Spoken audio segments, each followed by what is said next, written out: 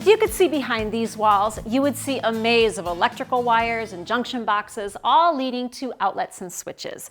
Hi, I'm Miriam Johnson, co-host of the TV series Home Time. Your home's wiring may be out of sight, but it shouldn't be out of mind.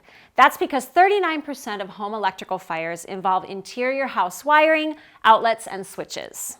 According to a study by the National Fire Prevention Association, any wiring over 40 years old should be checked periodically by a licensed electrician.